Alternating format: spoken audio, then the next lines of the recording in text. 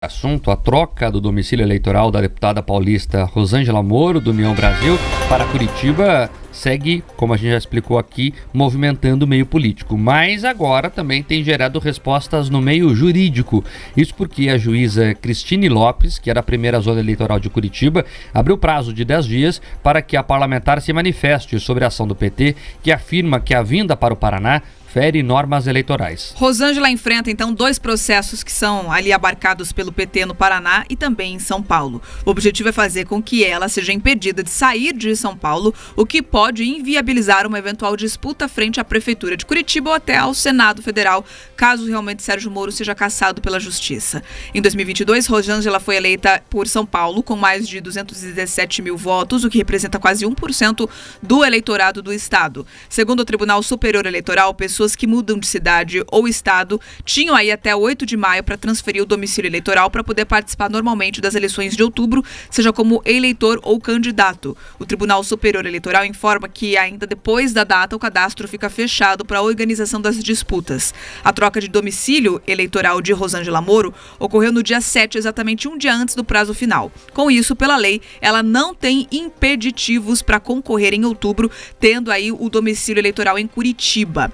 Procurado, o PT do Paraná confirmou então na ação da Justiça contra a vinda de Rosângela para o Paraná e enviou uma manifestação do presidente da sigla aqui no estado, o deputado estadual Arilson Chiorato. Vamos ouvir. No ano de 2022, a senhora Rosângela Moro mudou seu domicílio eleitoral para ser candidata a deputada federal em São Paulo. Pouco mais de um ano após tomar posse como deputada, pede a transferência eleitoral do seu domicílio aqui para o Paraná. A deputada eleita pelas urnas eletrônicas do estado de São Paulo deve respeitar os seus eleitores paulistas e cumprir o seu mandato em São Paulo, como diz a própria Constituição. É uma manobra eleitoral e nós, Partido dos Trabalhadores, entrou com recurso pedindo impugnação do domicílio eleitoral da mesma. Um objeto a ser usado no tabuleiro eleitoral. Infelizmente, é um desrespeito também às mulheres nesse momento. Desagradável, inclusive, para o empoderamento feminino. Esse processo aqui no Paraná, para se beneficiar e ser candidata numa eleição municipal ou numa eleição que possa ocorrer a um cargo majoritário aqui no estado, é com aqueles que vivem, respiram, sentem e conversam com o povo do Paraná.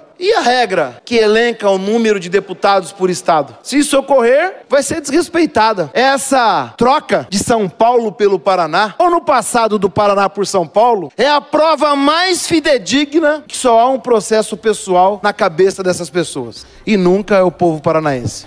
A assessoria da deputada federal Rosângela Moro também foi procurada, mas não retornou o contato. Tá aí o PT indo para cima, tanto politicamente como juridicamente. A estratégia está traçada, até porque na lista de pré-candidatos para a vaga do Moro também está ali Gleisi Hoffmann e Zeca Dirceu e até outros petistas ali que ensaiam, quem sabe, uma pré-candidatura a esse cargo. Então, politicamente, o PT tem usado a estratégia de promover um espírito de guerra, até para mobilizar a militância própria para a necessidade de uma candidatura própria em Curitiba. Eles colocam lá, olha, a Rosângela Moro pode voltar aqui ao Paraná para disputar a prefeitura de Curitiba. Por isso o PT precisa de um candidato próprio. Eu lembro a vocês que o PT discute se vai emblocar com Luciano Dutti aqui na capital ou se vai lançar candidato próprio. E alas do PT usam isso para promover. Tá vendo? O Moro tá vindo aí, nós temos que lançar o nosso candidato para defender o Lula.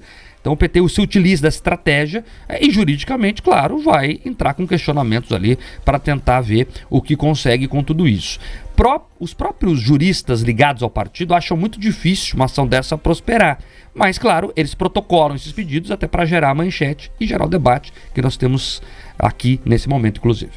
E esse debate, como nós já conversamos aqui, ele tem que se estender, inclusive com relação à segurança jurídica. As pessoas precisam entender como essas coisas funcionam, até para que não vire, usual esse tipo de movimentação de um estado para o outro. E mais do que isso, deixar muito claro quais são os critérios para que isso aconteça. Agora, nas eleições municipais, alguns municípios já estão percebendo a chegada, muitas vezes, de alguns estrangeiros, pessoas que não moram, mas alegam vínculo com o município, que alegam ali algum tipo de relacionamento e pretendem concorrer, alguns pela força do dinheiro, outros pela força da imagem, mas prejudicam o aspecto da representatividade. Lembro aqui que nós, entrevistando o senador Moro, perguntando sobre essa questão da mudança, ele falou, olha, me sinto muito mais confortável no Paraná. Então eu me pergunto, quem será que são as pessoas que orientam a família Moro nesse aspecto político? Porque é inegável que ele ter, né, que o senador, hoje o senador, ter migrado para São Paulo, primeiro para lá, depois voltou, essas indas e vindas, elas causaram prejuízo à parte da imagem. E agora esse movimento da sua esposa, deputada federal, vai no mesmo sentido. Talvez as pessoas que façam a orientação política do casal e do grupo político talvez fiquem meio perdidas, talvez ali as mensagens secretas do mestrão precisem melhorar de qualidade, porque de novo parece meio atabalhoada esse tipo de decisão, Mark. E já começou, né, meio confusa essa história. Vamos lá, ele queria ser presidente da República, mas escolheu um partido nanico, pequeno, que é o Podemos, por uma pretensão dessa. Nada contra o Podemos, mas para disputar a presidência da República de um país continental, você tem que ter um partido de verdade, né? No sentido de capilaridade, de existir em todos os estados, em ter uma boa bancada no Congresso Nacional, para você ter viabilidade, né? Então já começou escolhendo um partido muito pequeno, viu que não ia dar pé, aí ele migra no limite do prazo para o União Brasil, aí a União Brasil o recebe. Segundos depois já diz que não seria mais candidato à presidência, se quiser tem São Paulo aqui para você, aí muda para São Paulo, aí volta para São Paulo, agora traz São Paulo. Essa vida partidária da família Moro sempre foi meio confusa ali, e agora mais uma vez eles se veem às voltas de questionamentos partidários, né? Tudo isso é questão partidária. Agora